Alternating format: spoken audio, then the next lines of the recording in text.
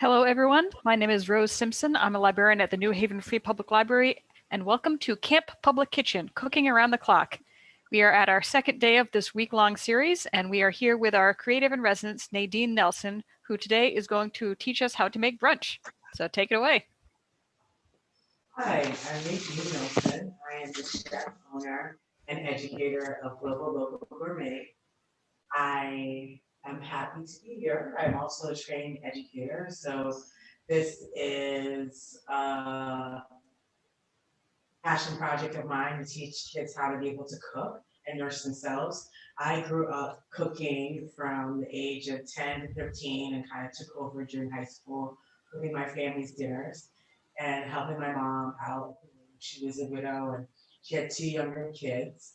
And I think that, I've always had a passion for cooking and I showed that um, well, I guess I showed it a lot between like 5 and 10 and being increasingly allowed to do more and more in the kitchen. My mom, I'm Jamaican, and so my mom grew up on a farm and her parents were farmers and fishermen, and so, grew up at the source of the food. And so I grew up going on vacations there and spending time and understanding, where our food comes from. But also, my mom was very traditional and she did not make processed food. So if I had French fries, she made the French fries. If we had a pineapple carrot cake, she made the pineapple carrot cake. And so I, as a parent, also try and do as much unprocessed food as possible. And I think that as you see throughout the series, that being able to have your children know how to be able to cook for themselves is great, but then also having them be able to share that with the family and their friends is even better. And I think that cooking is a lost art, and it's important that you save money, you know where your food comes from, if you have a little bit more control over, like, for dinner on Thursday, we're going to make macaroni and cheese. The same amount of time it takes to boil the pasta for macaroni and cheese, the same amount of time to make macaroni and cheese from scratch. And we're gonna make homemade tomato sauce. Yesterday we made refried beans and a frittata, and what else did we make? Oops. Oh, muffins. Those muffins are so great. And they're so easy to make, and it's a baseline recipe. So, what I'm trying to show people throughout the week is some basic things that you can kind of do your own formulas and add your own improvisation. If you have dietary restrictions or personal likes and dislikes, it's really up to you that you can. Today, we're making a strata. I'm making one with shrimp and asparagus and cheese. If you don't eat cheese or you just you want there to be chicken or you have bacon or you have sausage, I'm gonna be caramelizing onions. You can put mushrooms in there. So I'm showing things that you can adapt to your own liking. We're making a Dutch baby, which is a German, you can have it savory. So savory is not sweet, but we're making, because the strata is going to be savory. You can also do a sweet bread pudding. We are going to do a sweet Dutch baby. And what's great is, like, you love to make pancakes on top of the stove, but this is a pancake that you make in the stove and then it puffs up and there's like this sense of grandeur. And we're gonna make caramelized fruit to go with it. And so we're gonna use bananas today and some strawberries, but you can use pineapple, you can use mango, you can use fruits that you might have like apples and pears, but making a caramel is sugar and butter. So just want to show um, kids and their families that a lot of the things that we like to eat are very easy to make and they're very inexpensive with pantry ingredients that you already have in the kitchen. So we're also going to be learning at the end of this lesson how to be able to sprout seeds.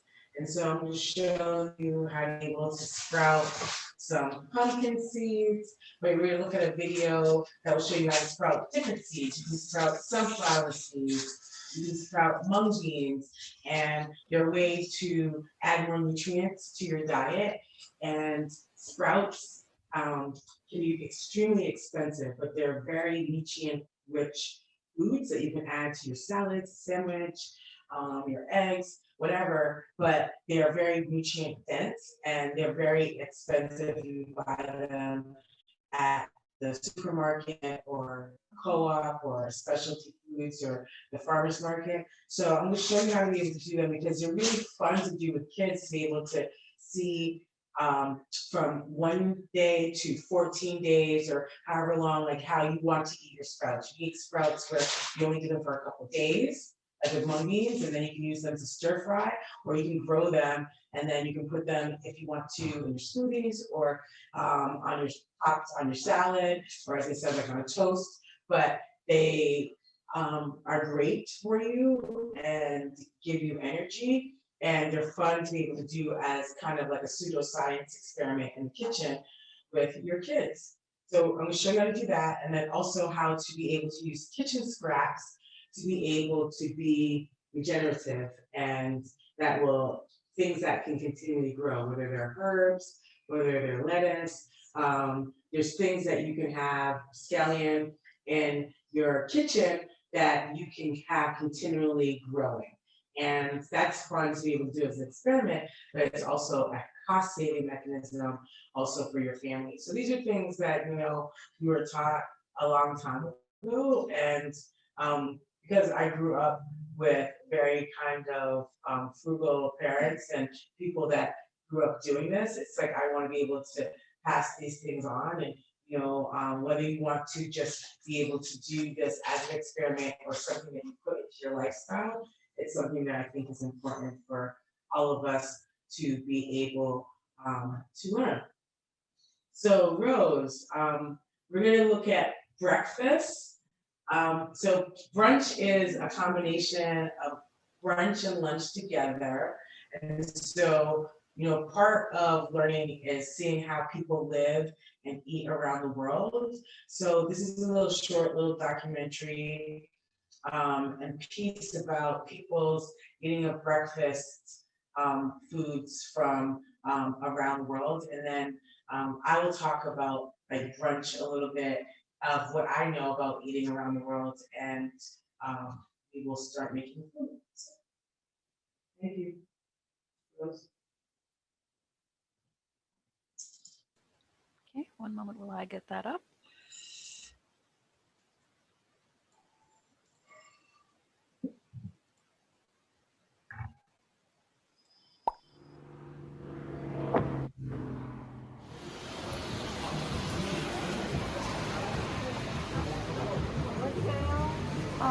소고기 김밥 하나요.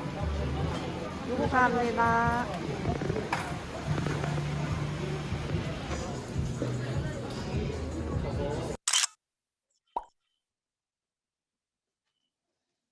이렇게 밥이랑 야채가 있어서 엄청 든든해요.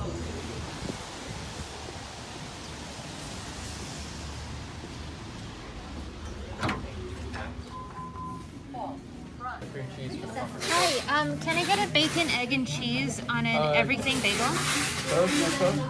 Toasted, please. Thank you.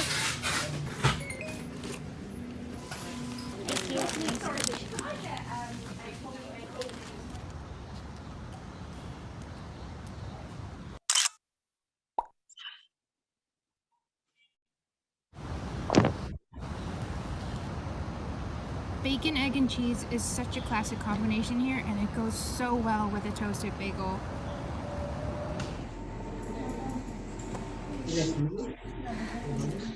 Hey, eine Küchenstange bitte. So ist keiner, er ist auf dem Haus. Aber wir werden 2 Euro. Danke. Danke. Schönen Tag noch, Dankeschön. So you guys, I asked you, like, she said that she's going to gave us a little shade. She said that she wants to do it, and okay. We'll be on camera, Oh but then you're gonna stop and then go and stuff. Kerne da oben. Yeah, cheers. Geil. Just so you know, Ava, 喺度食呢種。 I'm sure Soleil told you about me, how straightforward I can be, so 我張要唔要？ might as well introduce you, Give right? it. You might not be getting any food to eat, though.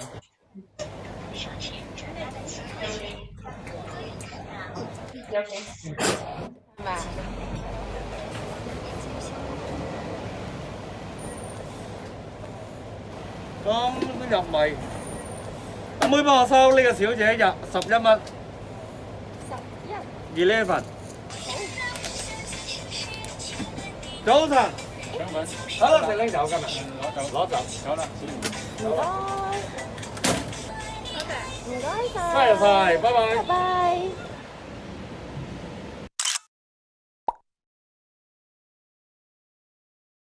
由細到大食腸粉都係要加晒所有嘅醬先開心。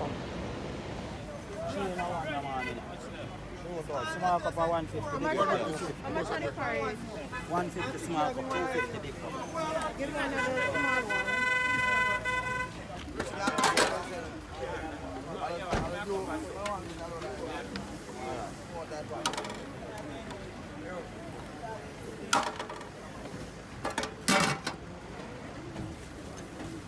Can you get a cover? Yeah. 250.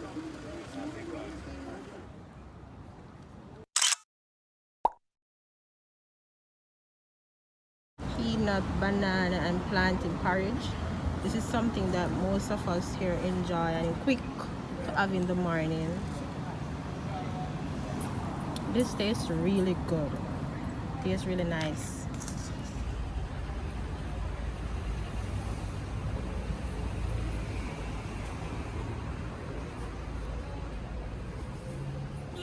אהלן. טוב, אפשר בבקשה את הבורקס טרד וגבינה?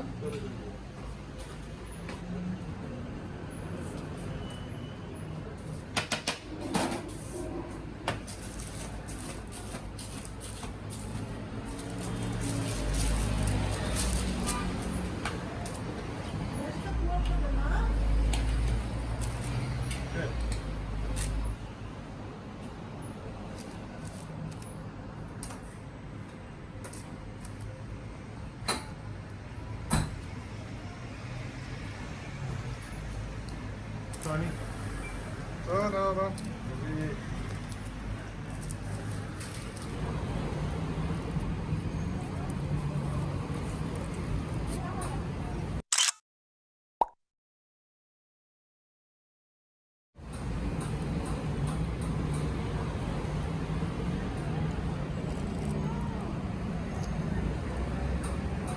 טעים במיוחד עם הטחינה והחריף, והביצה ליד תוספת מעולה.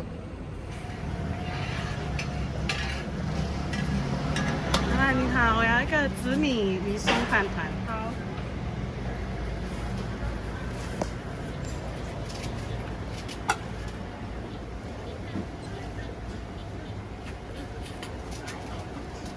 要大吗？要。要好。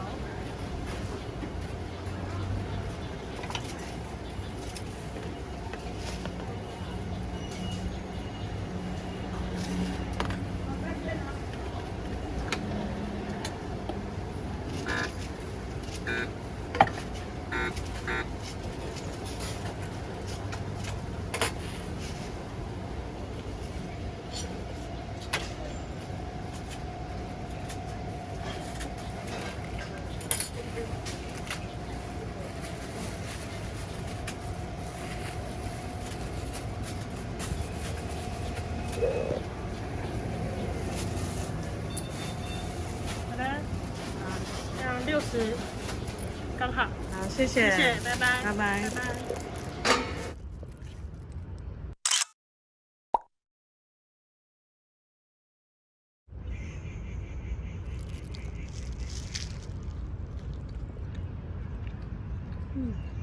每天吃都不腻。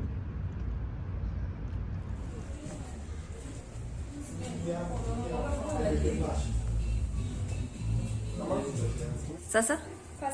Naweza pata chai tangawizi na mahamri tafadhali. Asante. Karibu.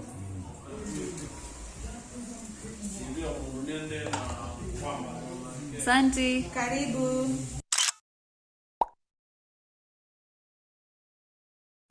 What I like about the mahamri is the distinct taste of the coconut and cardamom spice flavors. They really give it a unique taste and brings out the true Swahili food that is mahamri.「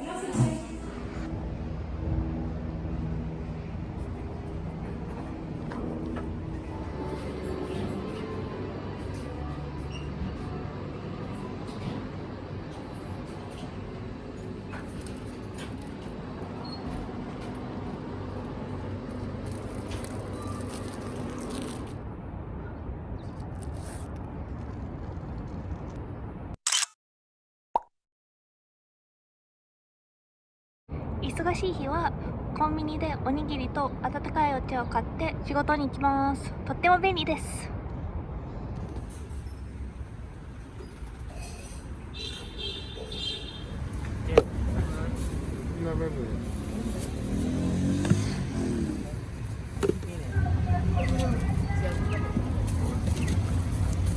¿Me cobra una nada más? Sí, por favor.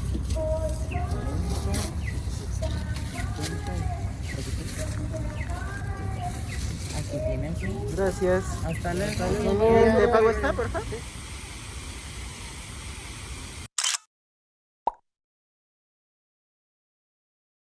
This is my breakfast. It's a torta de chilaquiles. It's delicious.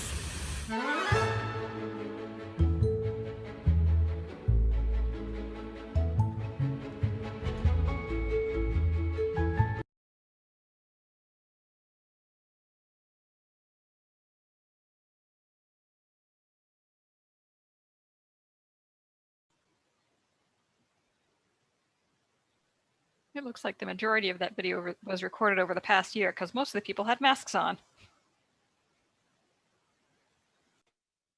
Like that we're living.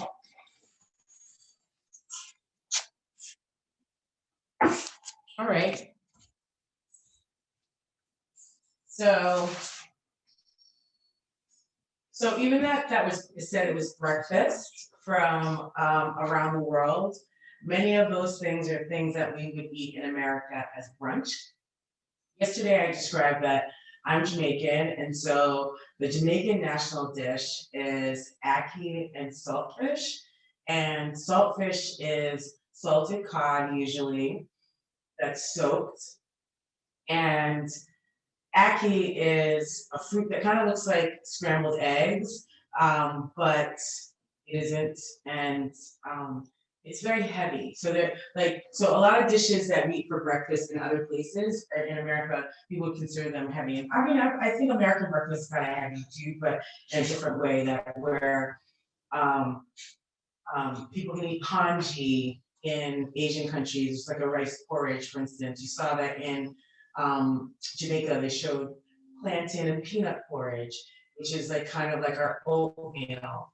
And that's like one of my favorites, plantain porridge, and it's really good. But you wouldn't have that just for brunch. You'd have that as a kind of like an appetizer to like your ackee and saltfish, or saltfish with callaloo, which is kind of like spinach. And you have dumplings, which are kind of like biscuits here in America, but fried. But things are much heavier.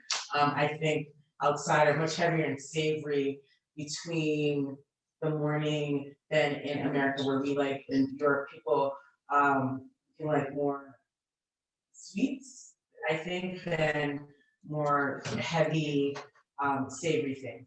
So or like dim sum, for instance, in China or some Asian countries, or you saw that in Korea they had the kimbap, which, the sushi and rice and meat and vegetables.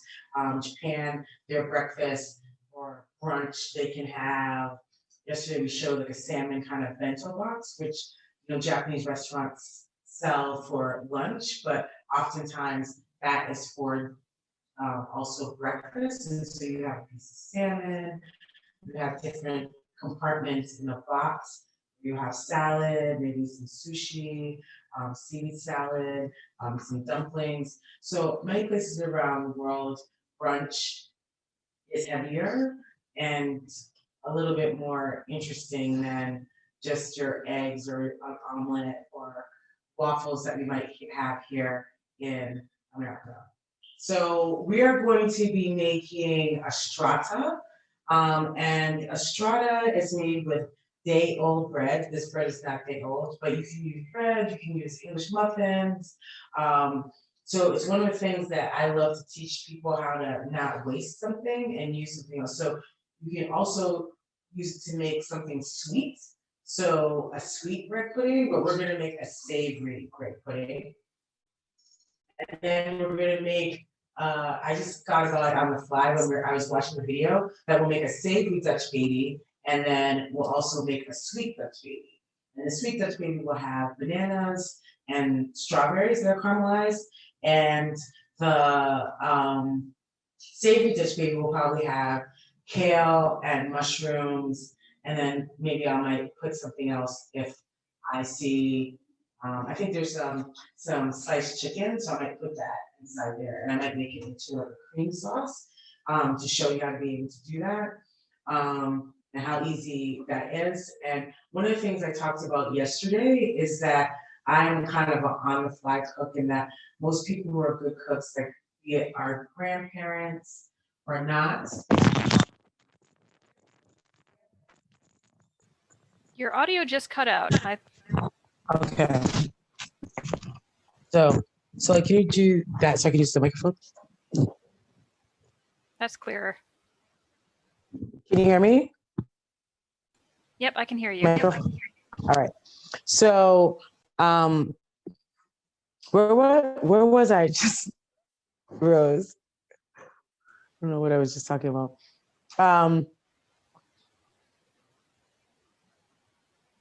And then we're going to be making salad dressings. And so I'm going to show you how to make a couple salad dressings. I think that homemade salad dressing tastes 1,000 times better than store-bought, and it surely is more inexpensive.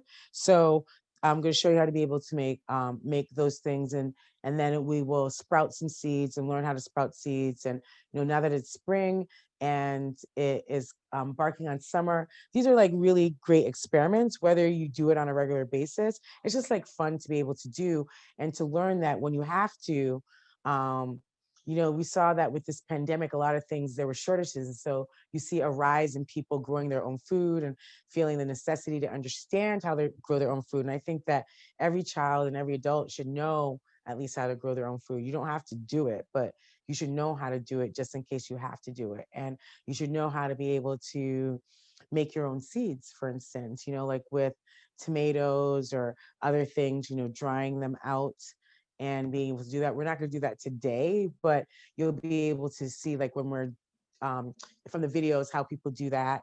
And we'll start sprouting some pumpkin seeds, and then we'll probably use them on Friday. So you can see, hopefully they'll have some sprouts because it's kind of warm out now.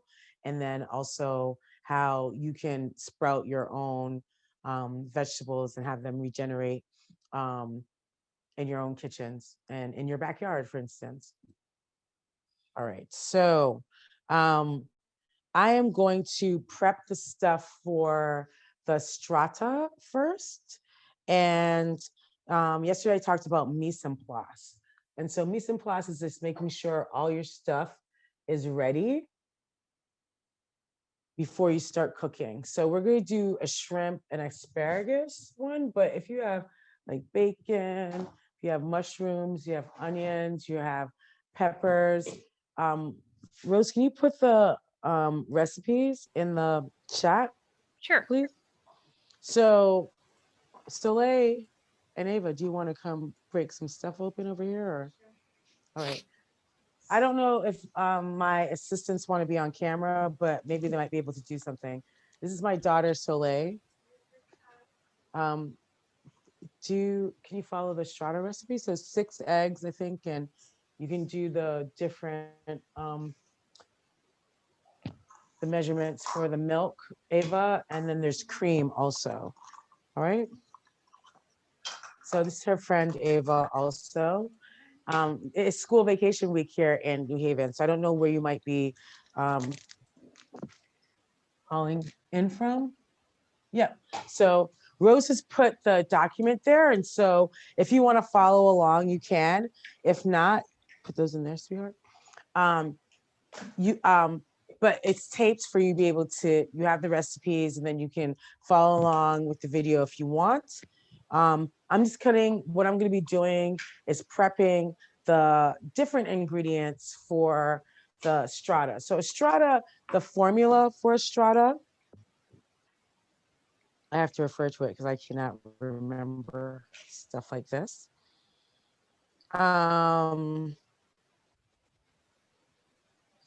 Is basic formula for strata is 1 part milk, 1 part egg, 1 part cheese, 1 part add-ins. So add-ins can be sausage, bacon, potatoes, kale, spinach, all the different things that you might think about putting in an omelet, you can put in a strata. And then 2 parts bread. And so the Camp Public Kitchen strata is 6 large eggs, 1.5 cups milk, half a cup, half and half, or milk. So what I want people to understand is that you can be flexible. If you have half and half, use that. If you have whipping cream, use that. And then you'd use a little bit, if it'd be really rich if it was all whipping cream, but then you could add a little bit of water to, reduce it. Why don't you don't have your phone? Or, 1.5 cups of, no, it's half a cup of, half a cup? Yeah. You can just do half of this. Because we're using, these are solid measures anyway. So we're doing an estimation because you're really not going to, in this type of recipe, sweetheart, there is a whisk over there, please. And then you need 1.5 cups of regular milk. And then just a little bit of nutmeg. And you're like nutmeg in a savory preparation. Nutmeg, kind of like pepper or salt, adds a little pop into this kind of custard, savory custard that we're making. And we have a pinch of cayenne pepper, salt, and then ground pepper. And so to this, I'm going to be adding, I don't know if people see, some asparagus. And I'm gonna come over here and start sauteing some onions and a little bit of scallion that I have from yesterday. And I will saute these very lightly because they will cook inside the oven. And we will put the strata together. But if you're going to, you don't want to put raw onions in the strata, you want to caramelize them beforehand, stuff like that. So potatoes, you don't want to put raw potatoes in there because they will not cook. So you might want to use roasted potatoes, or you fry your potatoes like I'm going to do the onions beforehand and then assemble it, and then you will finish it off in the oven. All right.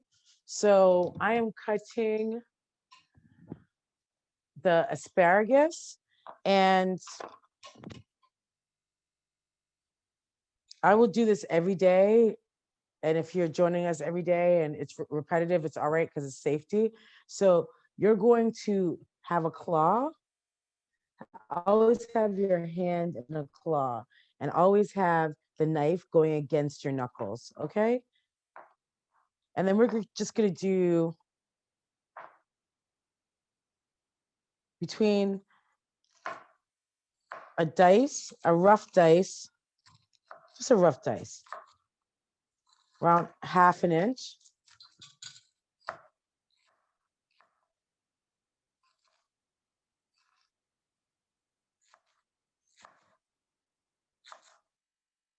And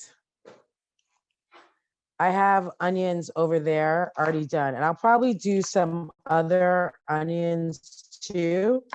This is not the best knife, and I forgot my chef knife, which is very terrible as a chef. I often do, because I often don't bring it because I don't want it to be taken, because I forget things very easily, but I did forget it. And this is not a true chef knife. But you make do with what you have, all right? So, all right. So this is the bread. We're gonna have like around 2.5 cups. And I think that we might have to do another 6 eggs, Soleil, to be able to make it fit in that. So there's 1.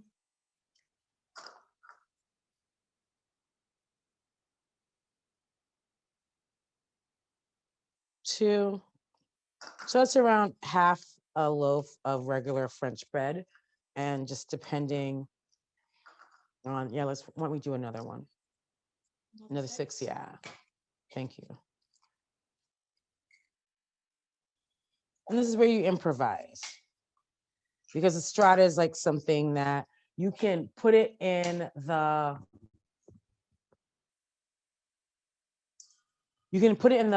refrigerator and then cook it the next day. It's one of those kind of holiday things that's really great to make.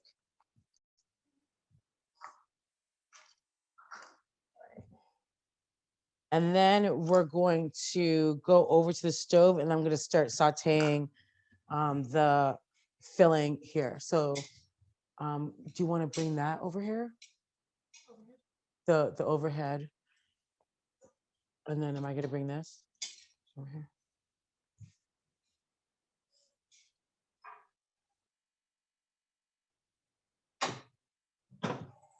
Can you do it over here? This one, because that. Thank you.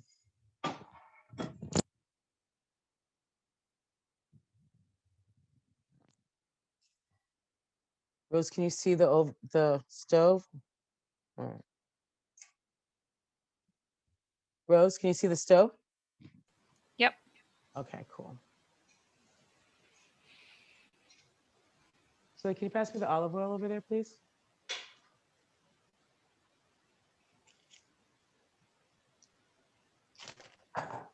I like things that you can improvise and do different things with.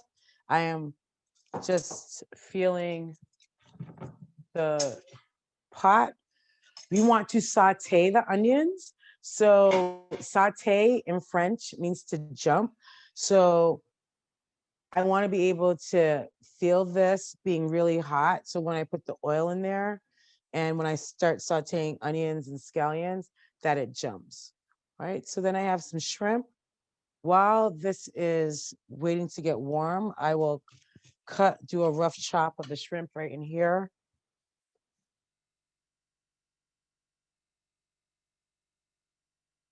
And what's great about this recipe is like you can use leftover beef, leftover chicken.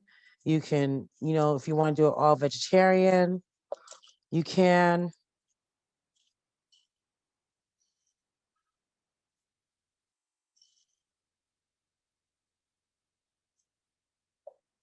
This was half a bag of shrimp or langoustines that I had, so that's what I'm using. That goes really well with asparagus. Asparagus is a seasonal vegetable and about to come out in spring. So I thought that would be fun to be able to do and have a nice complement to each other. But whatever you like to eat is what you should be able to do.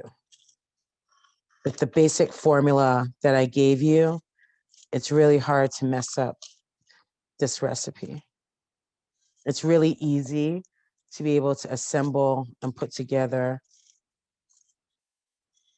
as a child. And I have these recipes as kind of the first recipes that young people can make and then feel a level of success and feel comfortable doing some other things.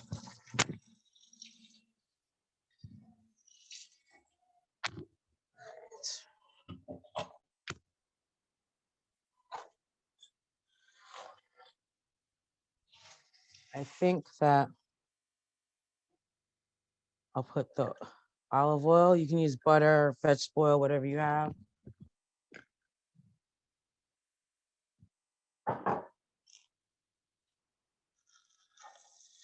See how that's jumping? You can hear it. Can you hear it, Rose? A little bit.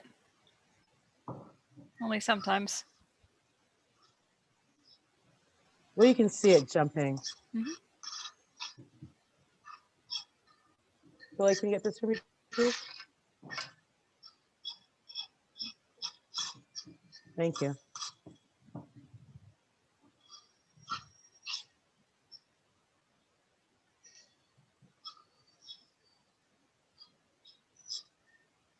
So I want to caramelize this because the more you caramelize, we were talking yesterday about browning.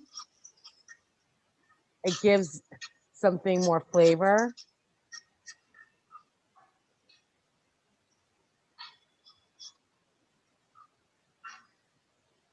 You just have to kind of be patient. So like, can you pass me the asparagus over there, please? And then the eggs too, please. So it says in the recipe this is gonna be my casserole dish that I'm sauteing, because if you're sauteing something, then you can make it all in one, you can make it all in one dish. So then you're not making a whole mess. And you always wanna try and make the least amount of mess possible, because your parents are gonna appreciate that you're cooking for them, but you also don't wanna leave the biggest mess for them either. I talked about when one of the reasons why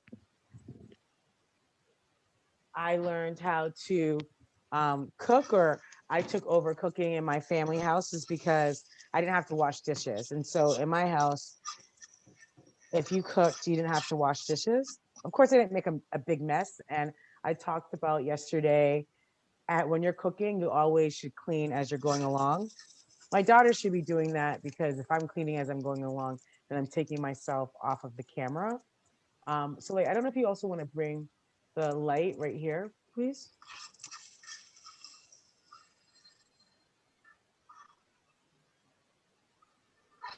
So this is almost brown right here. So then I will put in my asparagus. I will put in the shrimp. I don't have to really put the shrimp in, because shrimp cooks very fast. So it can go in the casserole, so you do not overcook it.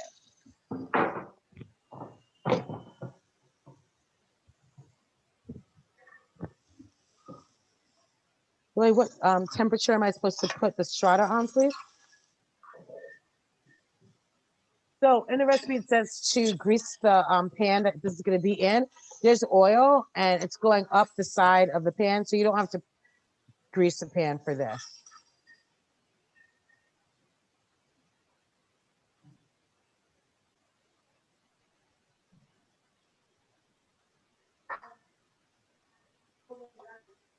What temperature am I supposed to put the stove at, please?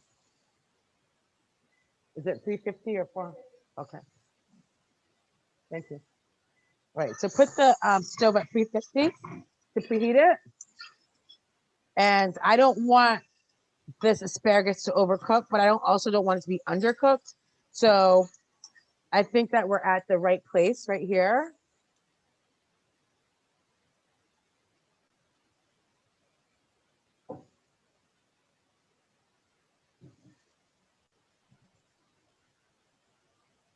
All right, I'm gonna put the shrimp in here for a minute.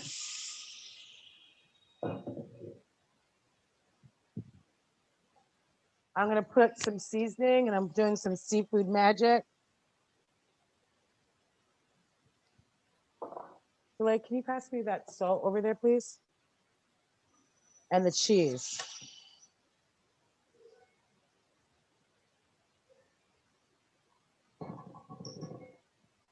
Thank you. All right, so I'm gonna take this off the stove. And then I'm gonna take this off the stove for a second. I don't want the eggs to cook immediately, and I want the stove to get up to 350. It will cook for around 30 minutes with a cover, and then I will take the cover off, and then I will let it poof up. for around 10, 15 minutes. Okay, so I don't know if people can see right here.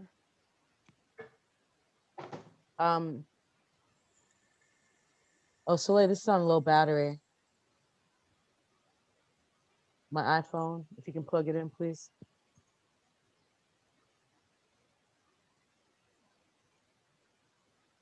All right, so I'm gonna take this off the stove, let that cool for a second, and then I will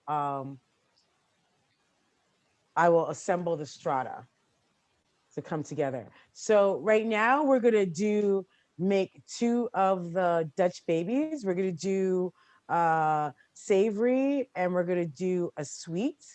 And then we will leave those for the last minute to cook because they're one of the things that you have to eat at immediately. And so we eat our dinner after the class because that's what we're doing. And that's what we want other people to do. So I will make that afterwards, and then I'll do some salad dressings, show you how to make some salad dressings, and we'll do some seeds, learn about that, and then finish off dinner. All right. So going to move this over here, Soleil. And then if you move the light again, please.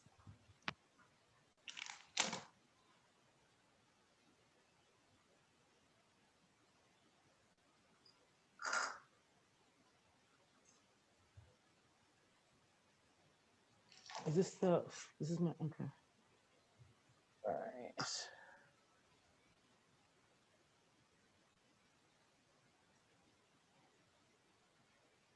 All right, can you pass me the cutting board, please, Soleil? And the knife, please.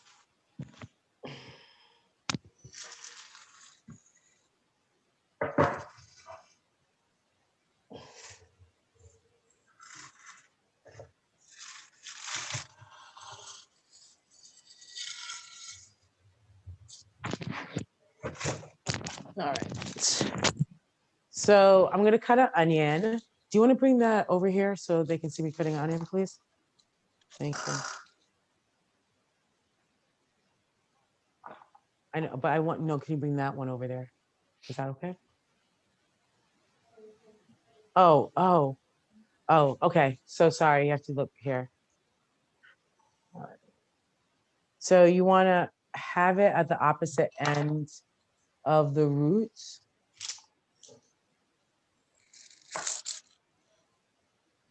Then you want to peel it.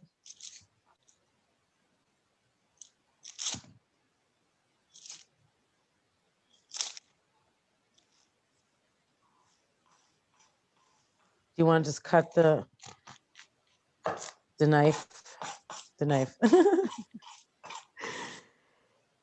onion in half. And then you want to make vertical and horizontal cuts. And however big you do the vertical or horizontal cuts will be as big as your dice will be, or it might be a mince. All right. And so a dice is bigger than a mince. A mince is very small. And I'm just going to do this in between both. So you go down and then you hold, see how my hand is like a claw?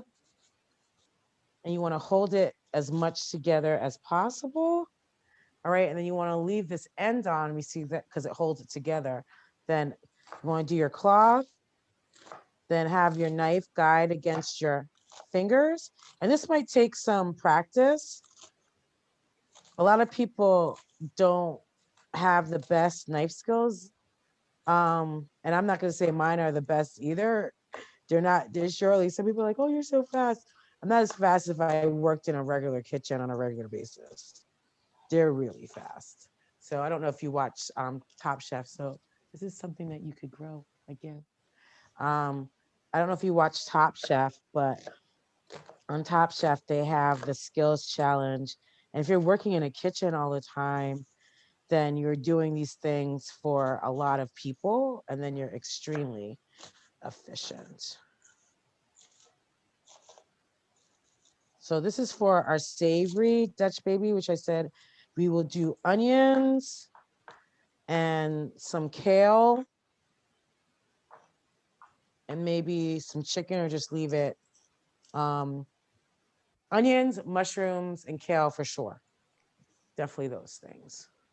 So, but then now that I have that already, the onions for our savory, and then we're going to do caramelized bananas. And do you want to turn on the lights? I think that would be better. Caramelized bananas and strawberries for the sweet. So you can see either side. All right. So I need to put together, I'm going to wash my hands because I've been cutting onions, and I don't want, when you're making something sweet, you don't want the onion smell to get into the food.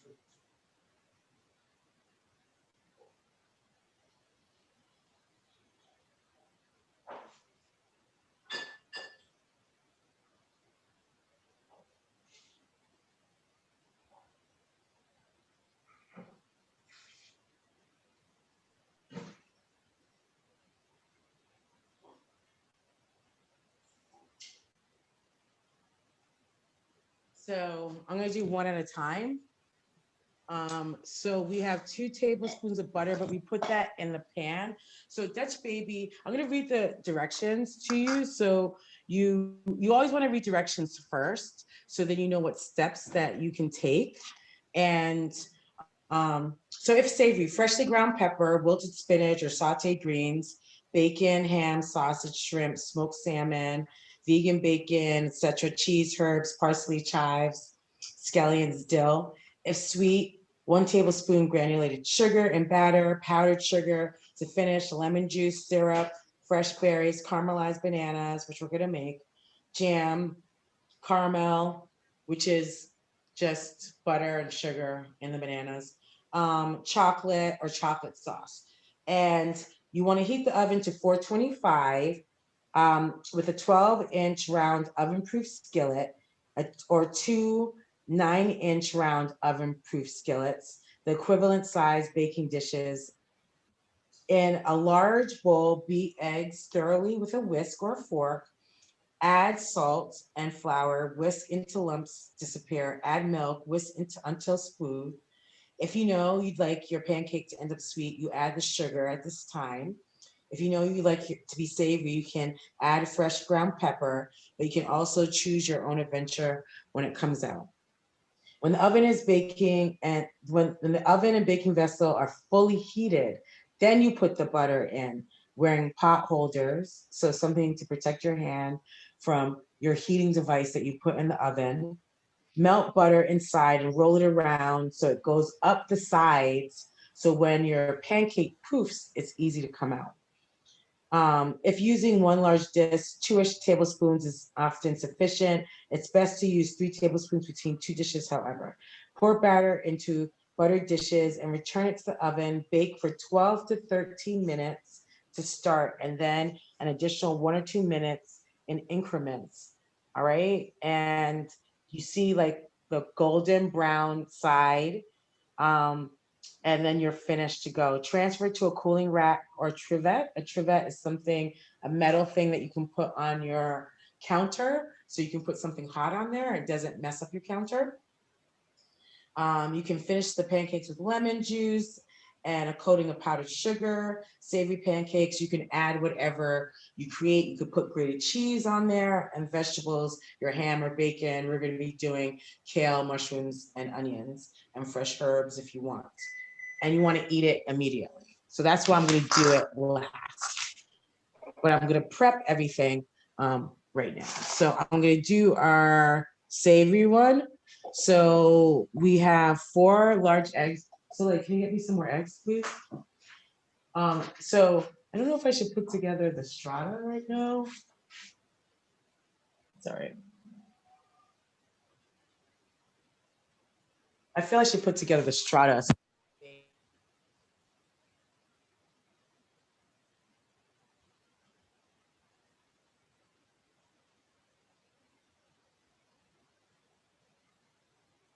Nadine, your audio seems to have disconnected again.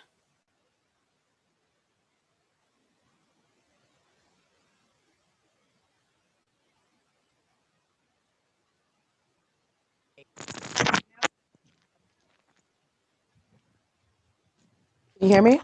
Yes. All right. So we're just going to put together the strata. So I have this egg mixture. Can you see that? So like, can you bring the light over here? All right. So we're going to put half of it in there.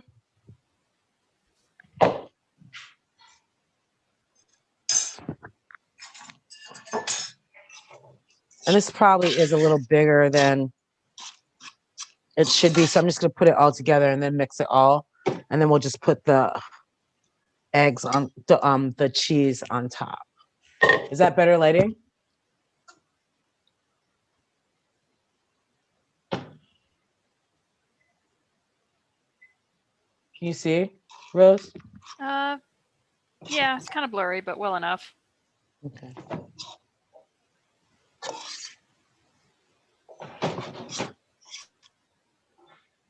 All right, so then I'll put a little bit of salt, which I think I did do a little bit, but I tend to undersalt things.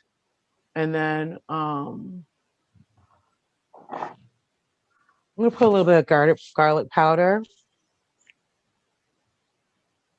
It always adds flavor and not salt. And then I'll put a little bit of ground pepper.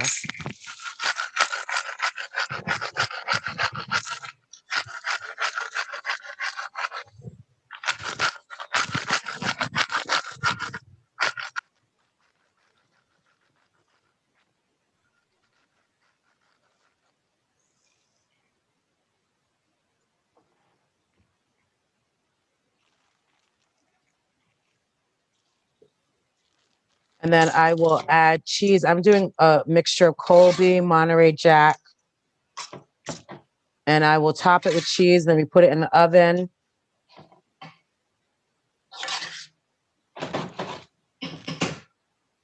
With a cover on it or foil. And then we take it off to brown at the end. So it's really easy.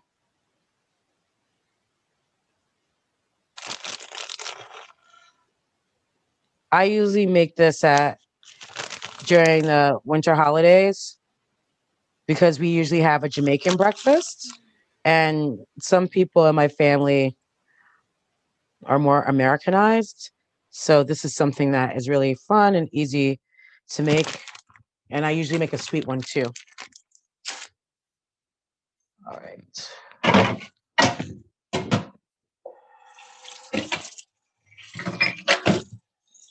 I like to make a caramelized apple one.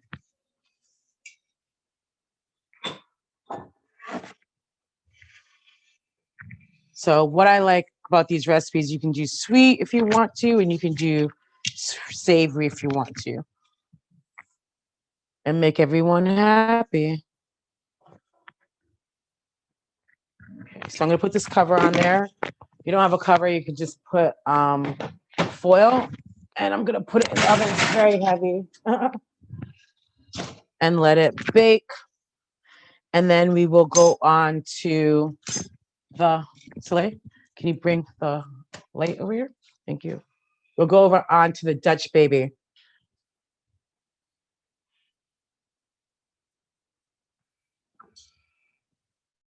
So I'm just gonna tell you what I'm doing. You don't need to see it because I'm just whisking stuff. I'll show you in a second. So 4 large eggs.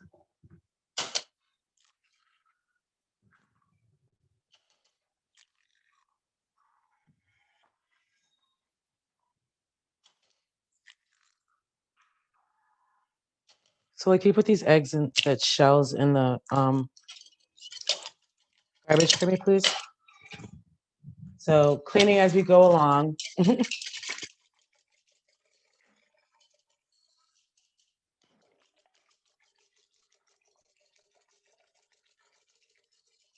So just whisking the eggs. Then we have half a cup of flour.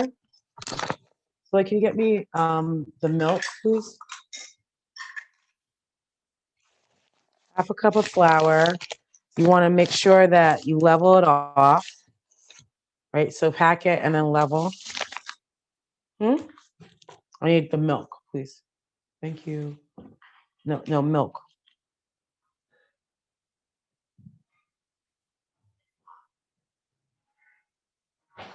And you put a little bit of salt.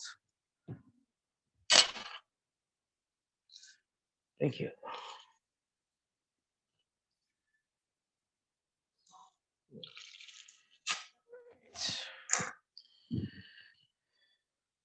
So this is a savory one. So I'm not going to put a tablespoon of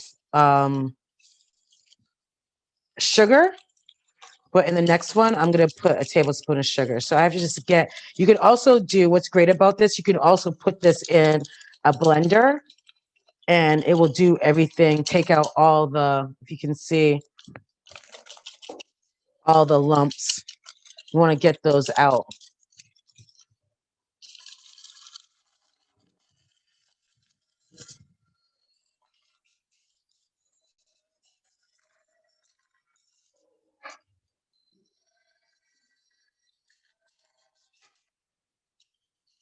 You want a savory one or not? Yeah, I guess we'll do one. All right, so that's smooth enough, right? And then I will do another one, the same recipe, but where's the, sorry, where is the garbage?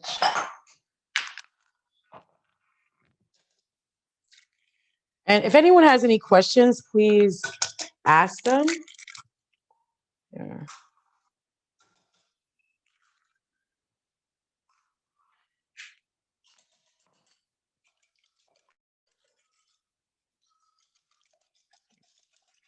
Mixing.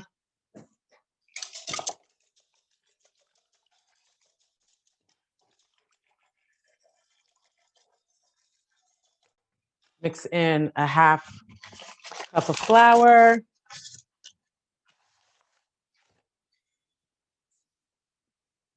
And a half cup of milk. So you can put this back for me, please. Thank you.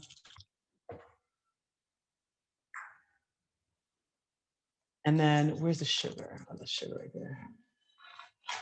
And then I put a little, 2 tablespoons or a tablespoon of sugar. So I just put that in there. So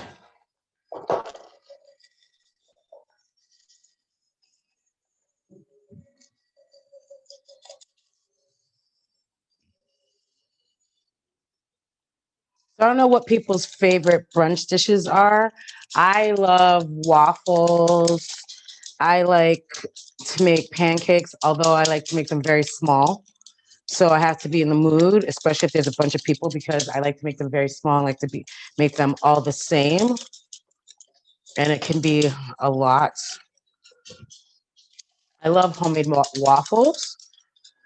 You know, different things from around the world that I love. I love dim sum. I like going to Chinatowns and doing dim sum. I grew up in Toronto, Canada, which has the largest Chinatown in North America. So I love all different types of Asian food, but I especially love dim sum and people coming to your table to give you tea and for you to pick and choose the things that you want to eat. I love that. So, all right, so that is the sweet one, and we will make sure that the strata ends up cooking, and then we will turn up the temperature to 425, and then be able to make the Dutch babies, and that will be at the end. So I think that it's a good time right now because I have to go to take a break for a second, that we watch how to sprout seeds, and I will then come back and saute stuff for the savory Dutch baby, and then we'll watch another thing about how to do things from food waste. And then I will put the stuff in the oven. I will teach people how to make some salad dressings and how to make a salad, and put the Dutch babies in the oven, and then show you a little bit how to be able to do the seeds with stuff that you have in your own house. All right. So Rose, can you do the? Yep, the one on soaking and sprouting seeds. Yeah. How long is it? That is 10 minutes, 11 minutes actually. All right. Yeah. So we'll do that. And that gives you really good explanations. And then I will come back and do some more cooking. Then we'll watch another video. And then so we make sure we get everything in. Good? Okay. Thank you.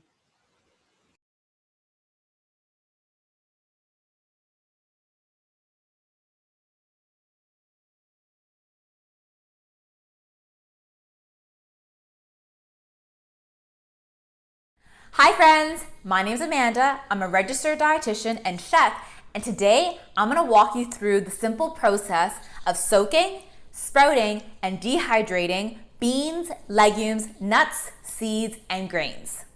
Before I dive into the steps involved in soaking, sprouting, and dehydrating, let's just address why we want to do this in the first place. The primary reason is we want to lower the amount of phytic acid found in things such as mung beans, wild rice, pecans, pistachios, sunflower seeds, pumpkin seeds, macadamia, as well as barley and quinoa.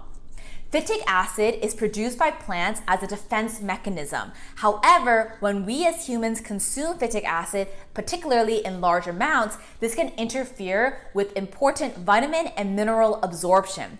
So in order to reap the benefits of all these wonderful foods, we can lower the amount of phytic acid present by soaking, sprouting, and then finally dehydrating for longer storage times.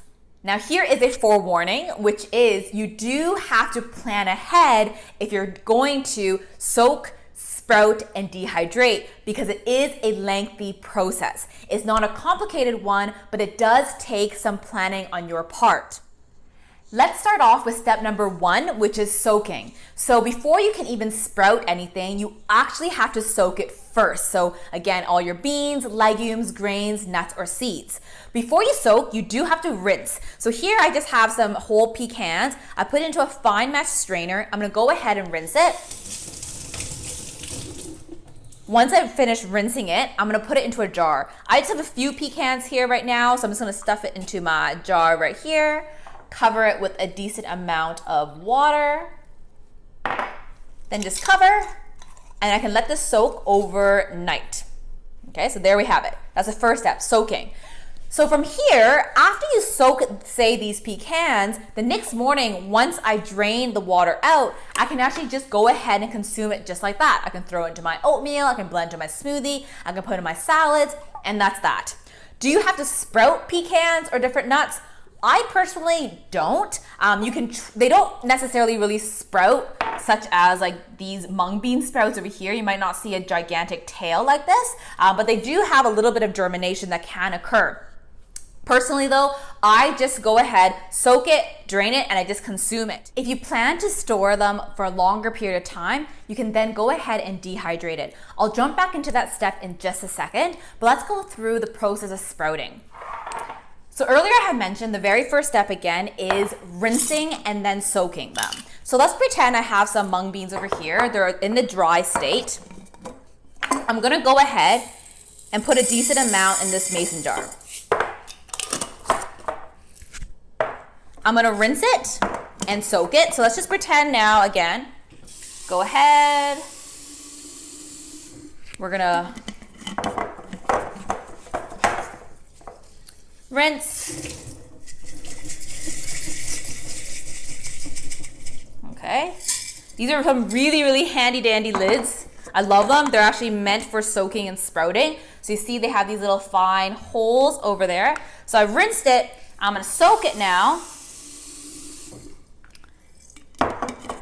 And pretend that this now has been soaking for, say, overnight, okay? The next morning, I can go ahead now and then I will drain out the water. So drain, drain, drain, drain, drain. From here, I can actually then just prop it like so, because the lids are really handy dandy. They have these little kind of legs. Just prop it like so. And then I can let that sit in a dark area and just let it sprout. It takes time, okay, you gotta be patient, about sometimes even up to 4 to 5 days for it to fully sprout. With mung beans, it usually takes only about 2 to 3 days.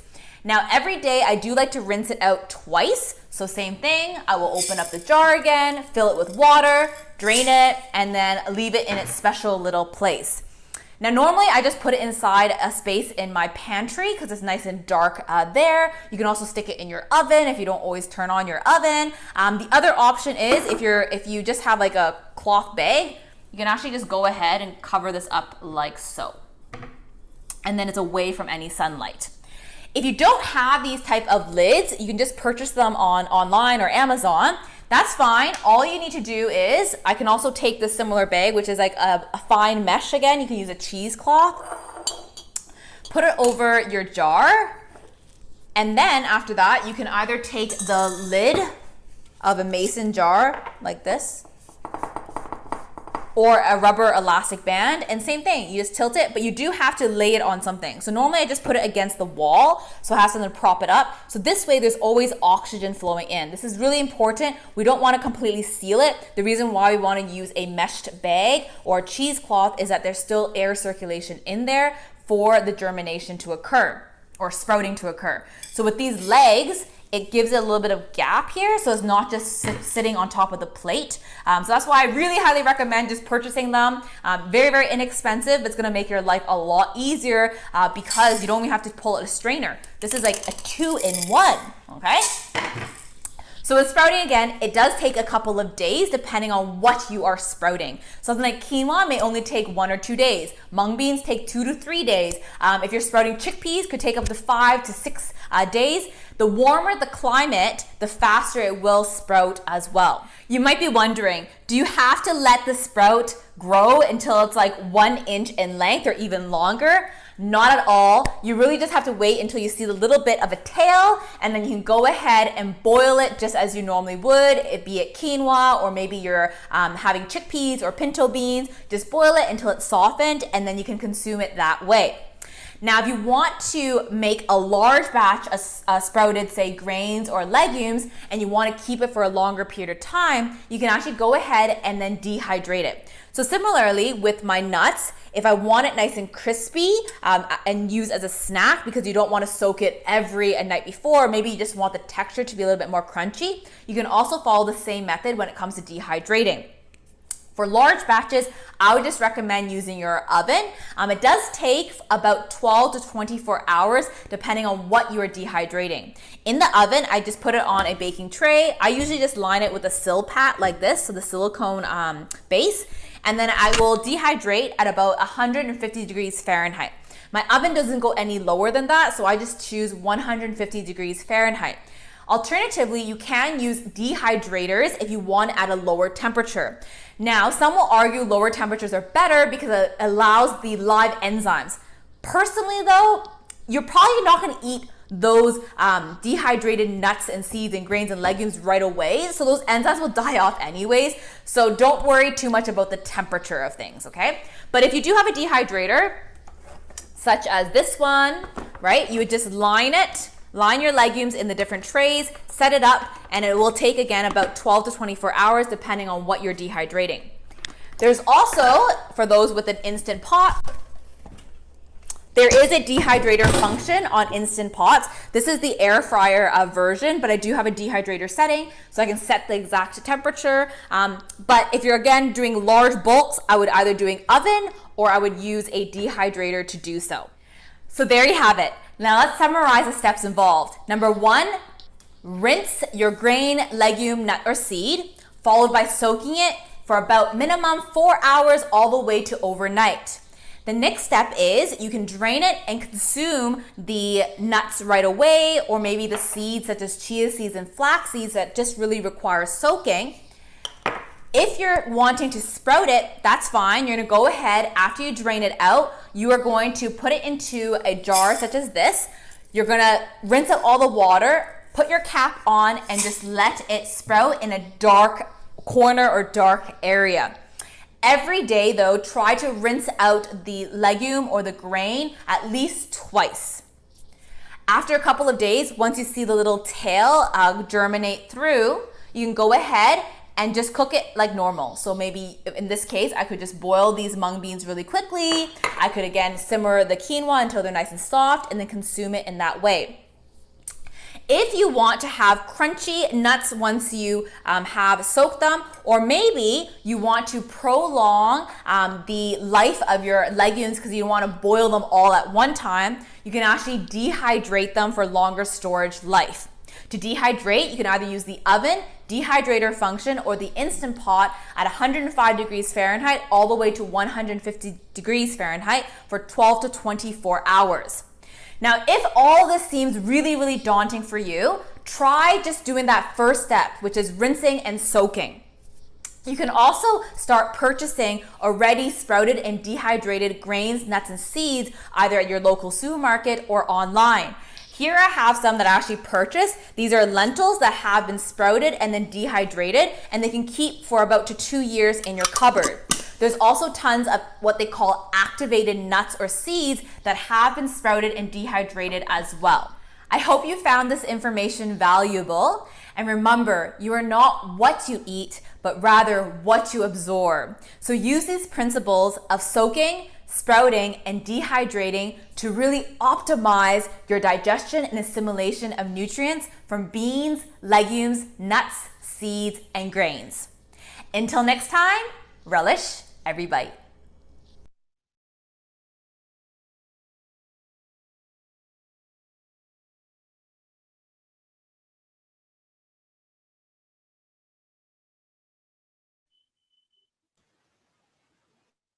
Hello.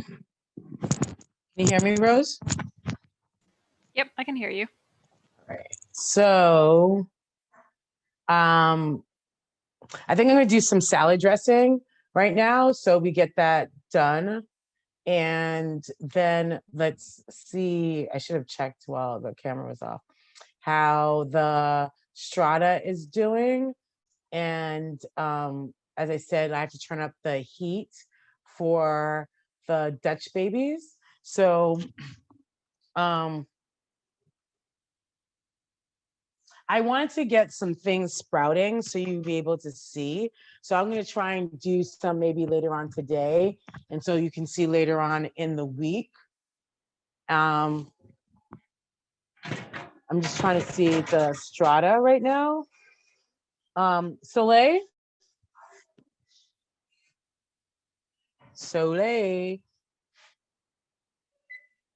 And I'm gonna turn up the strata a little bit now that it's almost cooked to the 425 for the Dutch baby, but you don't have to do that. I'm doing that because I know that I can. And I'm taking off the top of the strata, and then it smells really good. And then it will puff up and brown some.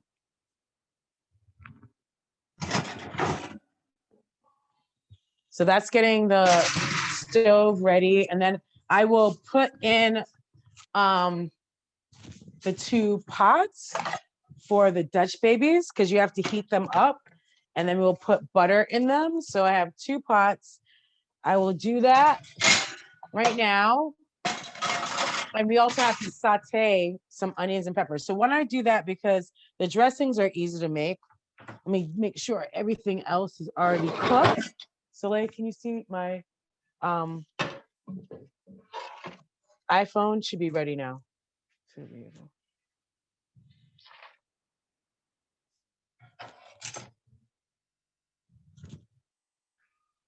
All right, I can do this actually over here, which will be easier. No, actually, I think it might be easier over here. So I'm just gonna saute for the savory. So can you pass me those onions? Can you allow overhead, please, Rose? Okay, yeah. So once again, we want the pot to get hot. So we're sauteing onions, and saute means to jump in French. So you want to make sure that Looks like the overhead camera turned off somehow. Let's turn that back He's on. putting it on, I think, right now. Oh, okay. Because we had to charge it. It wasn't charged all the way and it lost. Yeah, it was on for a second, then off. Yeah. We had to charge it. We'll make sure it's charged tomorrow all the way. There we go. Nope. It turned off again. It turned off again, Soleil? Can you turn it back? I can't.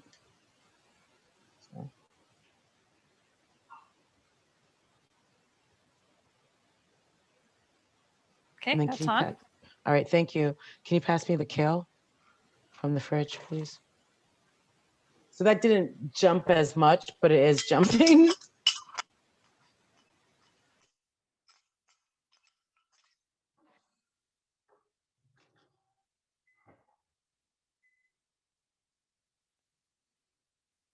And Rose, tell me what time it is. Like, just keep me on track. So.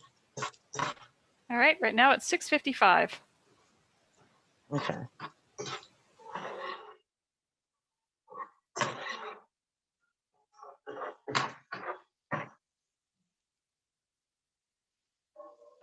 Just gonna saute this, let it get a little brown. We do onions, mushrooms, and kale. We'll put the mushrooms in last, probably.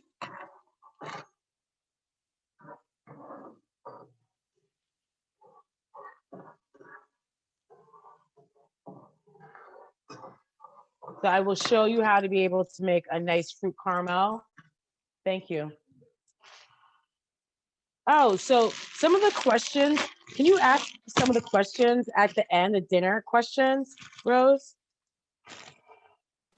Oh, and then Soleil and Ava, can you come over here and answer some of these dinner questions? You can bring the chairs over here. No one will see you if you don't want to be seen. What do you mean by dinner questions? Was there something in today's handout? At the end of the, yeah, at the end of the handout on the, it looks like a chalkboard. Bring this chair so you can sit down. Okay. Can you read the questions? One of the, oh, there, way at the bottom. Tiny print. Yeah. What are 3 words you would use to describe yourself? I describe myself would be. Do you want me to read all of them or have time to? No, like Soleil, can you hear Soleil or no? I can hear that she is speaking, but I can't hear what she's saying. Okay, so I gave her the microphone. I'm Soleil. 3 words I would use to describe myself is creative, energetic, and innovative. Okay. If you could have one superpower, what would it be? Oh no, Ava's also gonna answer. We have, Okay, so my name's Ava, and 3 words to describe myself? Probably like adventurous, helpful, and outgoing. Probably. Okay. Okay. Next question, Rose. Next, if you could have one superpower, what would it be? I could have one superpower. It would probably be super intelligence. Man. And that was Soleil. Yeah. Okay, this is Ava, and mine would probably be teleportation. Because, yeah. Okay. You know what teleportation is? Teleportation is going into another reality, correct? Or just anywhere. Yeah. Oh, teleporting to, I like that. Teleporting myself to Paris or, Dakar or, Mexico City. I'd like to teleport myself. So teleporting is like disappearing in one place and reappearing somewhere else. All my life, I've been waiting for that, Rose. Yeah. When I watched, the Jetsons, we thought that, we'd be a lot farther than we are now. Mm-hmm. All right, 3rd question The Jetsons, for those people who don't know what that is a cartoon from the 70s. I'm sorry, Rose. All right, 3rd question. Who is the nicest person you know?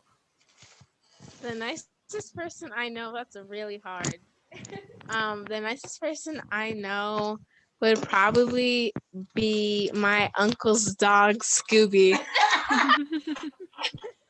That was Soleil. Okay, the nicest person I know. They want a person, but okay, Um, who do I know? I don't know a lot of people.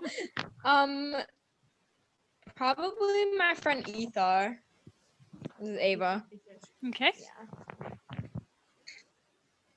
So last question is. So I'm just putting a little salt and pepper. I'm sorry, Rose. I'm just putting salt and pepper, and I'm gonna put a little bit of garlic powder because I don't have time to fresh garlic. Okay. So last question is, what seeds are you planting this spring and want to see grow, blossom, and cultivate? Is that like literally or? Like, yeah, what are you planting? What seeds are you planting? What are you trying to cultivate? I'm not sure. How do you interpret it how you will? So in a literal sense, if I am gonna plant something, I want to plant strawberries because my favorite anime character loves strawberries, and I also want to make fresh strawberry shortcake. And then figuratively, I want to grow and being more productive. Because once I don't want to do something, you know, I just don't do it, or I'll like say I'll do it later and then it never gets done. So that's Soleil. Well, Rose, Soleil's like talking some very truths right here. I like this. Maybe I should have her more on camera more often, or off camera but talking. So on voice at least. I'm gonna put it. On voice at least. What'd you say, Rose? I said on voice exactly. at least. That's what I said. Yeah. Right. So here's a strata, and I'm going to put it in there to brown and for it to puff up a little bit more. And I'm going to put the butter in the 2 different pans. So for the savory Dutch baby and for the sweet Dutch baby. And we will make some salad dressing, and then we will finish with some caramel fruit. I don't know if we'll have enough time to watch the other video. How long is the other video, Rose? The other one is about 6.5 minutes. And then how much time do we have now? It is 7:01, so we've got half an hour. Okay, so we'll watch the other video now, and then I will behind the scenes get everything ready for finishing up the recipes. So I'll do that for the salad dressing. Ava, do you want to answer the last question? I'm sure. Okay, so figuratively, probably the same as Soleil with like being productive, and literally, I might want to plant watermelon because like watermelon's really good. And while you're off camera, I'm putting a little bit of butter and mushroom. Well, I'll finish it afterwards. I have time. All right. Okay, I'll get the video going then.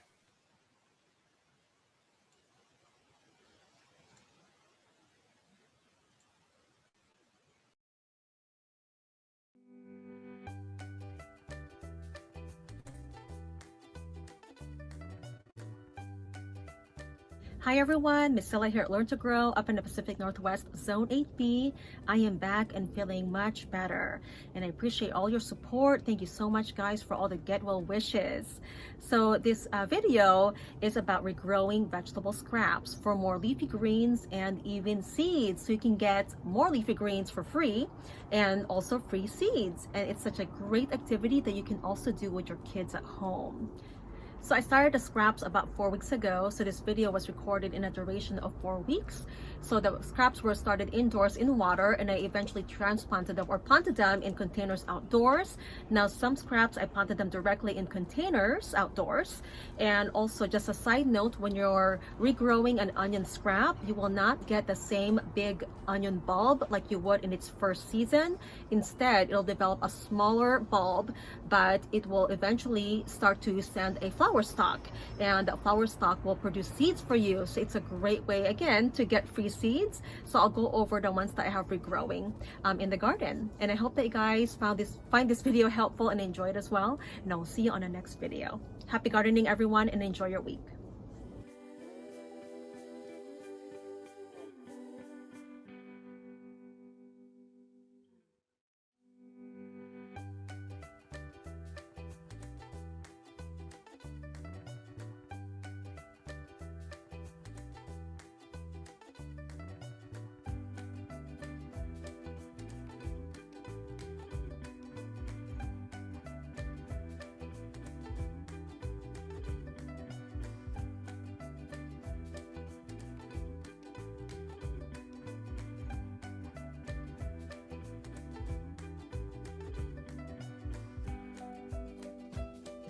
14-day update. Check out the growth and the roots on some of these scraps. This is a pineapple top and a piece of potato. So I actually have a pineapple plant that's about nearly 3 years old, and it was started from another top scrap just like this one. So I usually just submerge it in water, and once these little roots get to about half an inch to an inch long, you can go ahead and plant it in a pot, and I use a cactus potting mix. Now potato pieces, just make sure each piece has at least 2 to 3 eyes. These are the eyes that will grow new plants for you, and you'll get new tubers or potatoes in about 3 to 4 months depending on the variety. Now just make sure each piece is about 1.5 inches thick, about the size of a golf ball. Here's a celery, leek, and check out the roots of this one. Spring onions, they're about 12 inches tall now. Bok choy, check out the romaine lettuce.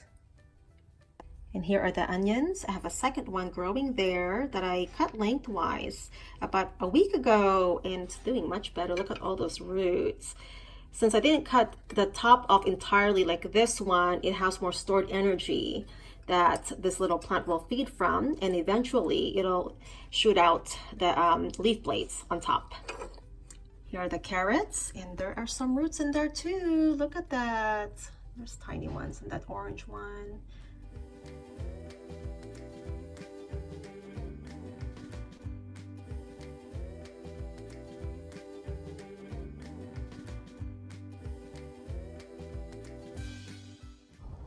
Check out the roots on this bok choy scrap.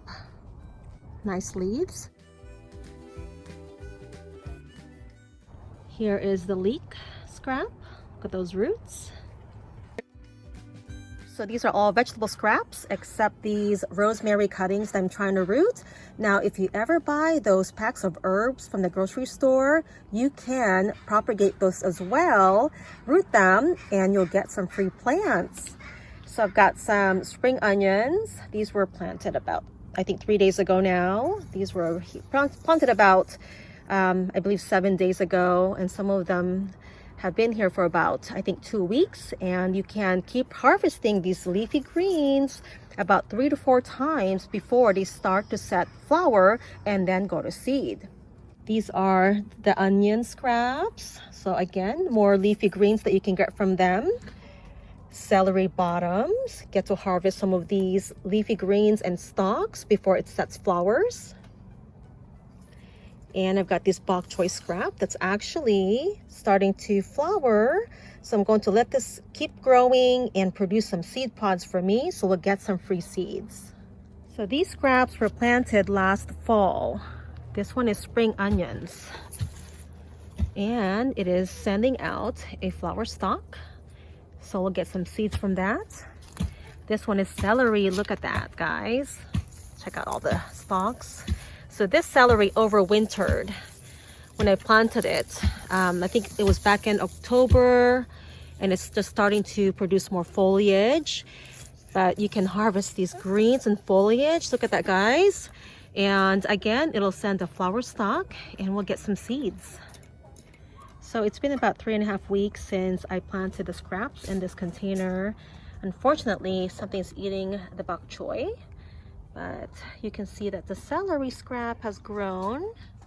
Lots of leaves, carrot tops, spring onions, onion scraps, and the leek was dug up by a squirrel, so that one died. And the romaine lettuce was dug up as well. These carrot flowers produced some seeds for us last year. We also got some seeds from onion flowers last year that were grown from scraps. So here's the pineapple plant that I started 3 years ago from a pineapple top scrap. Look at this. It is over 3 feet tall, so we might get a fruit this year, if not, hopefully next year.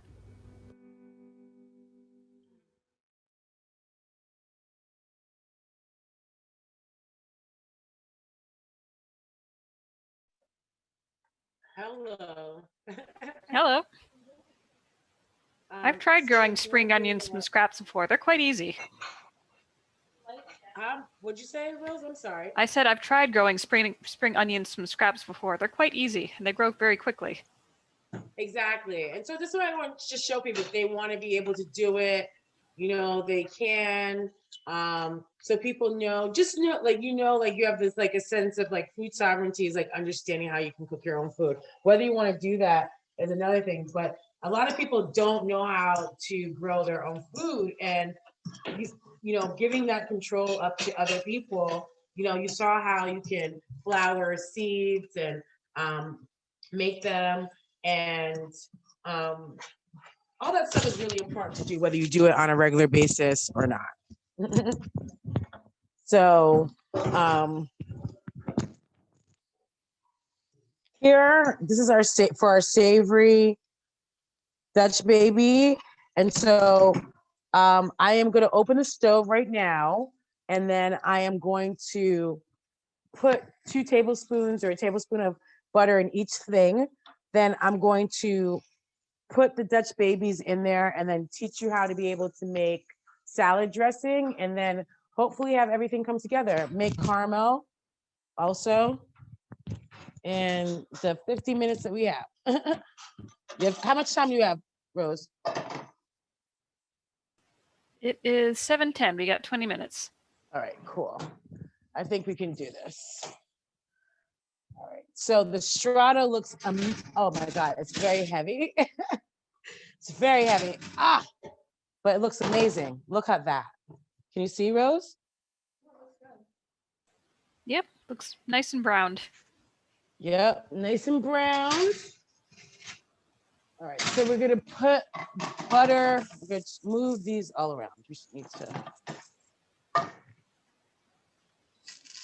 So I see that I have pot holders. Always make sure, you always wanna make sure that your handles are turned in from the stove so you don't accidentally knock off your pot and burn yourself. Right, so I'm gonna put a little bit of butter in here. So like, can you pass me one of the Dutch babies, please? So you wanna make sure we go up the sides.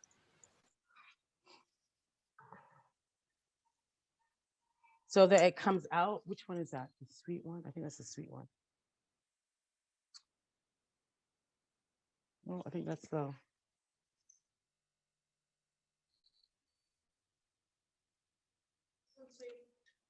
Yeah.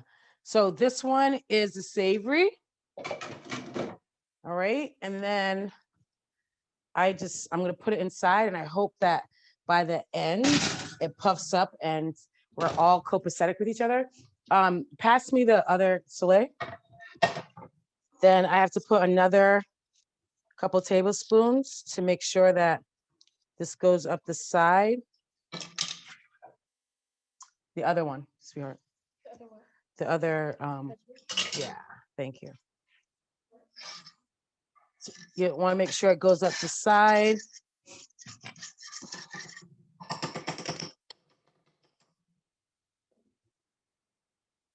And so you just want to turn it. So make sure that the Dutch baby, just take your time so the butter doesn't come out.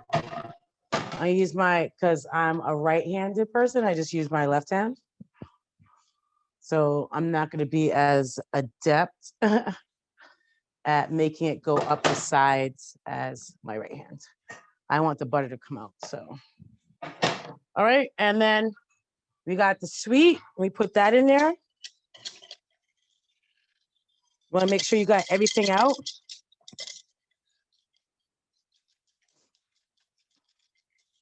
And then I'm going to show you right now actually how to make the caramel, because the salad dressing is really easy to make. And caramel necessarily isn't. So that's going to take a couple minutes to make. Let us look at our beautiful shrimp, asparagus, and cheese strata. Thank you. All right, then we have this for our savory Dutch baby. And we have to make really fast some caramel bananas. So Soleil, can you bring me that banana, please? And then the sugar, please.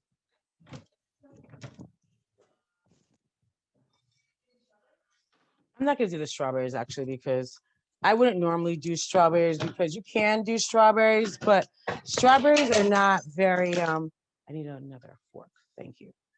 Strawberries are not, you want kind of like a harder fruit. You can do strawberries where I just add them in at the end where like tomorrow, I need a bigger fork, Soleil, please.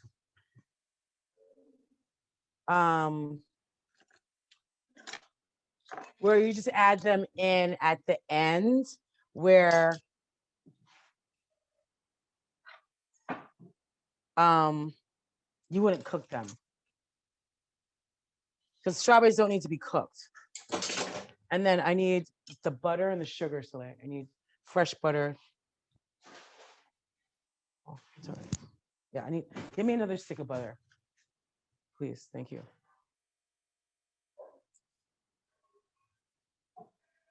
And I need a little, oops, that's all right.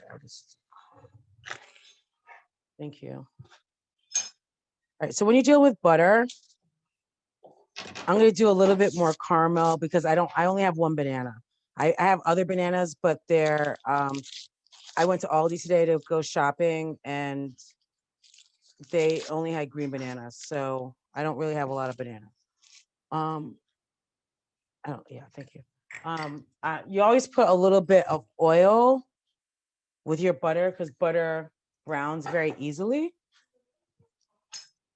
So you want to let that, oh, Soleil, can you get that for me, please? You want the butter to start melting and then you add your sugar. That's caramel, basically. You just got to watch it. And I would say that this is something that you want to have your parents be around for you to do because unless you're very calm and collected, you got to be just very patient with caramel and you don't want it to hurt you and jump up on your skin because it will hurt. So can you get that piece of butter on the floor for me? Thank you. So I'm going to turn this down a little bit because it can turn real easily.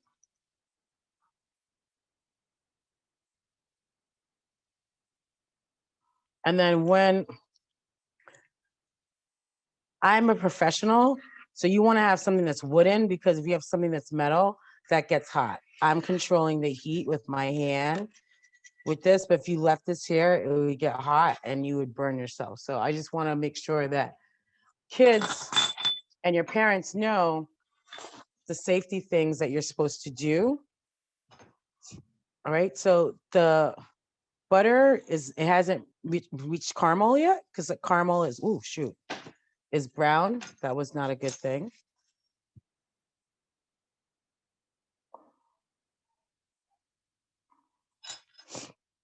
So you see it bubbling and then it's going to start, you see around the edge starting to turn brown. So you want to make sure you keep on mixing so it doesn't burn. And just be patient. Our Dutch babies are coming together. I don't know if Soleil wants to show you with our iPhone.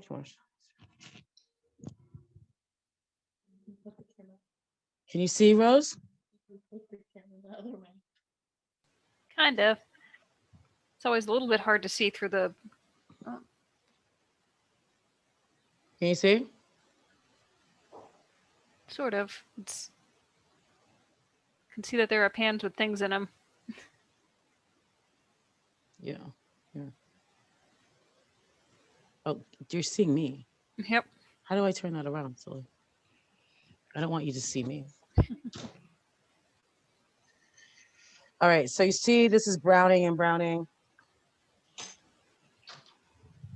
Soleil, how do I turn it around?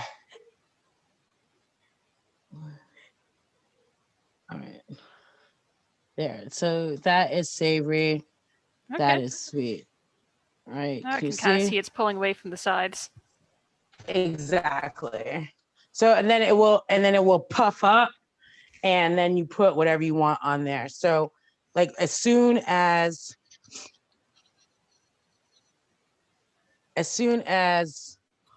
this, I think my caramel separated, but hopefully it didn't. We Got end about this. 10 minutes now. Yeah, as soon as we end this, we're gonna eat. Mm-hmm. So that's the caramel, that's sugar. See your bananas. Stir it around. And then I will turn this off. You see like the caramel happening. I'm gonna turn that off so it doesn't kind of separate. See? Mm-hmm. So, apples, pears, pineapples, things that are kind of hard, or obviously mangoes and bananas are great. So when that comes out, we'll put this on top of the sweet, and then we'll probably dust it with some powdered sugar, right? So we have savory, and if I wanted to, I could put some milk in here and make a cheese sauce, but I don't think we need a cheese sauce since that we have a cheese sauce on the strata. All right, so I'm gonna show you, we're gonna end with teaching you how to make a salad dressing. Soleil, thank you.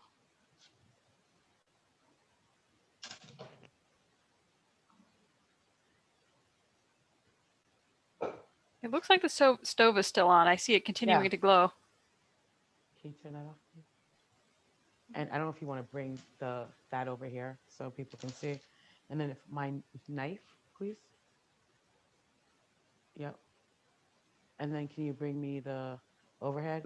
So I'm making a salad. Got salad right here. I'm going to, how much time? Okay. All right.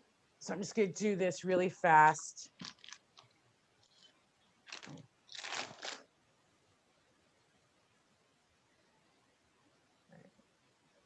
Just gonna do this really fast.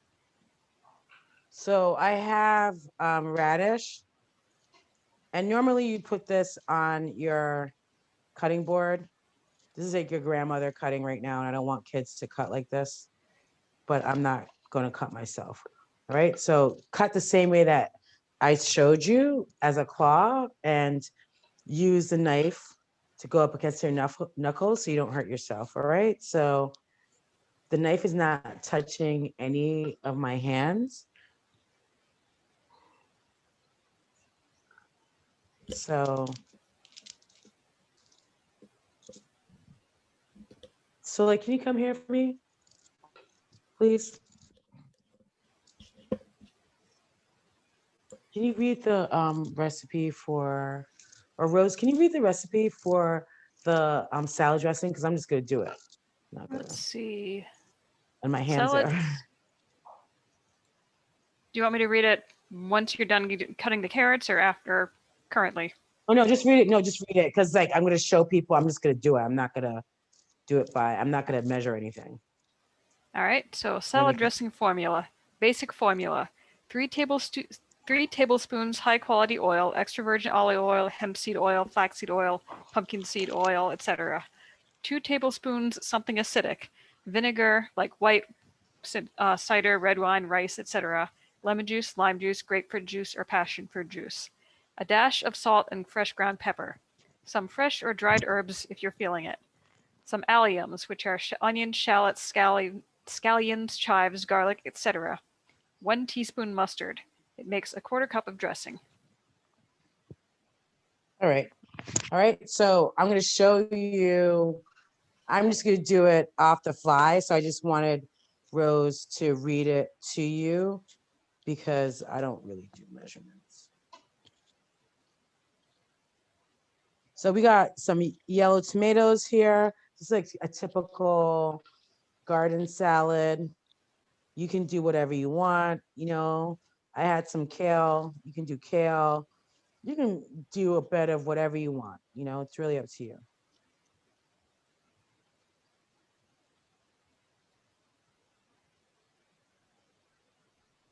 Soleil, Can you look in the oven to see if it puffed up, please? And all right, bring those out for me. Oh, do you have all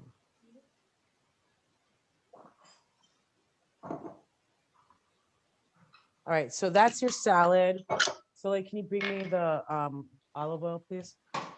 So we have a little bit of mustard.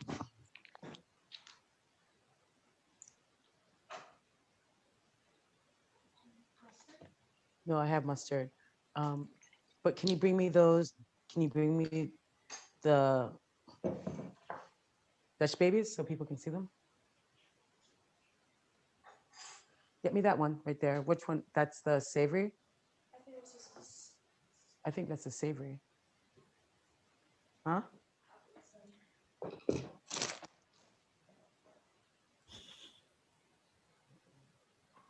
All right, so that is, so I guess the savory, can you give me that right over there? The greens and all that. Thank you. Is that hot?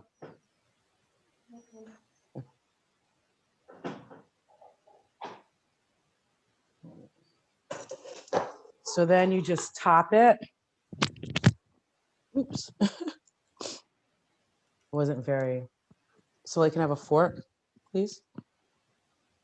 And then we'll just eat it. Just scoop it out and then eat it. A spoon, actually. Spoon would be better. Thanks. You know one? All right. All right, and then you just scoop, I don't know if you can see that. Scoop out, that's how you eat it. So you see like how the butter on there, all of that, and then right after we go off, we'll eat it right away. So that is savory. So like, can you pass me the oil too, though? The olive oil's over here. Olive oil's over there. Thank you. So with the dressing, we have some olive oil. We'll put some salt and pepper. There's other additions if you want to make that you can. You want to put some salt. Can I have the salt and pepper, sweetie?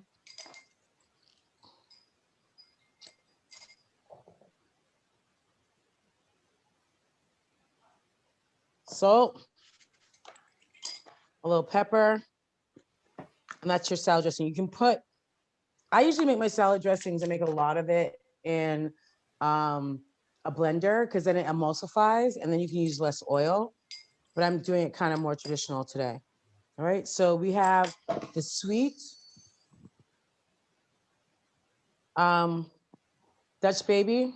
That looks really beautiful. And we have our caramelized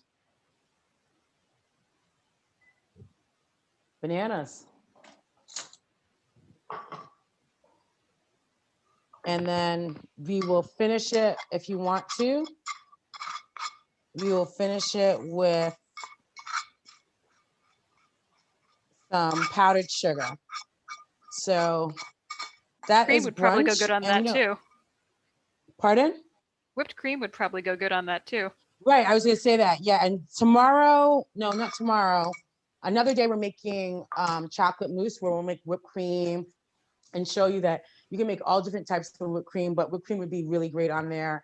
The powdered sugar, ice cream, obviously, you know, whatever you want. So here is our salad. And then, you know, we will dress our salad, mix it up. There's a lot of different other salad dressings. I thought if I had more time, I was gonna show you how to make creamy salad dressing.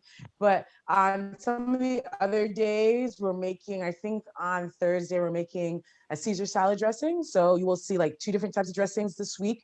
And there are different formulas for different dressings. Tomorrow, we are making noodles with a peanut dressing. We are making quesadillas. We are making salsa, and we're making chia pudding. So these are some fun things and easy things that, you know, as a child that you can make for yourself and surely share with your family. But, you know, things are really busy now, especially with the pandemic. So those are some easy recipes that you can be able to make and also taste good. And the home ec and science activity that we're going to do tomorrow is what, Rose? I don't know what it is. Quite frankly. I would have to look that up. Yeah, so I'd have to look it up too, but we're gonna do something fun and something that is informative, something that is edutainment that you will learn. You know, I hope that with the seeds and the sprouting, you will do that as an experiment and see if you want to add that to your repertoire of your salads and the things that you eat. You know, so it's been great being here with you today, making brunch and learning about food from around the world. And I look forward to tomorrow teaching how to make lunch and all the meals that we eat throughout the day, throughout the week. So I'm so happy to be here, Nadine Nelson, and tell other people about this so they can join us too. Thank you. Thank you, Nadine, and bon appetit. Bon appetit. Wish you were here, Rose. Bye. Bye.